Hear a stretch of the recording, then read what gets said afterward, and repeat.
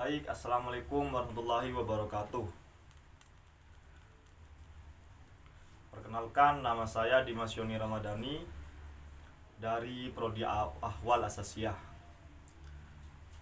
Di sini saya akan menerangkan tentang makalah pendekatan dalam studi Islam. Tugas mata kuliah pengantar studi Islam. Sebelumnya yang saya hormati dosen pembimbing Ibu Nova Saha Fasadena MSOS. Dan tak lupa pula teman-teman seperjuangan yang saya banggakan. Di sini saya akan mempresentasikan makalah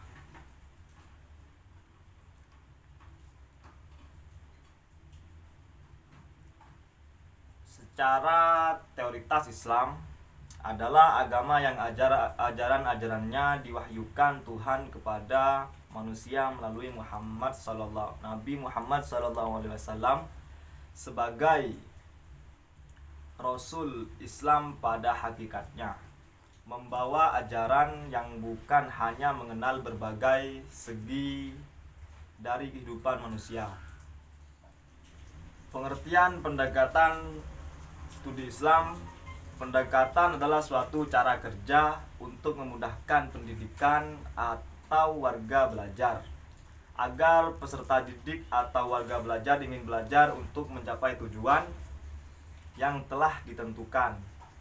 Pendekatan adalah cara pandang atau paradigma yang terdapat dalam suatu bidang ilmu yang selanjutnya digunakan dalam memahami agama. Pendekatan studi Islam adalah sesuatu cara kerja untuk memudahkan seorang mengetahui dan mengalami Islam secara luas, mendalami Islam secara luas dan menyeluruh, agar tidak muncul pola pikir yang dangkal. Beberapa pendekatan studi Islam. Adapun pendekatan studi Islam antara lain: yang pertama, pendekatan normatif. Yang kedua, pendekatan integratif. Yang ketiga, pendekatan psikologis. Dan yang keempat, pendapat filosofis. Baik, saya akan menerangkan tentang pendekatan normatif. Normatif adalah peraturan yang mengatur tentang baik buruknya perbuatan. Sedangkan pendekatan integratif, Islam selain sebagai agama juga adalah sebagai objek kajian ilmu, sehingga di dalam dunia ilmu pengetahuan dikenal ilmu-ilmu keislaman. Ilmu-ilmu keislaman tersebut ada yang terkait langsung dengan pelaksanaan ajaran Islam sebagai agama yang termuat di dalamnya. Pendekatan psikologis atau ilmu jiwa adalah ilmu yang mempelajari jiwa seseorang melalui gejala perilaku yang dapat diamatinya.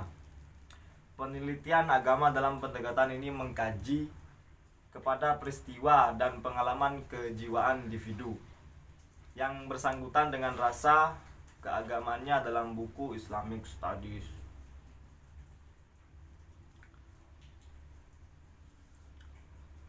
Yang keempat, pendekatan filosofis.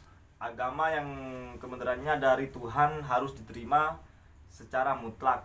Mempertanyakan kebenaran agama bisa dianggap sebagai penyelewangan seseorang terhadap agama yang dianutnya, karena bisa dianggap ragu terhadap keyakinan agama apabila kebenaran itu dianggap tidak sesuai akal. Akibatnya selanjutnya keimanan bisa goyah. Inilah yang dikhawatirkan para agamawan. Mungkin itu saja yang dapat saya jelaskan. Bila ada salah kata, saya mohon maaf sebesar-besarnya. Wabillahi taufiq wal hidayah. Assalamualaikum warahmatullahi wabarakatuh.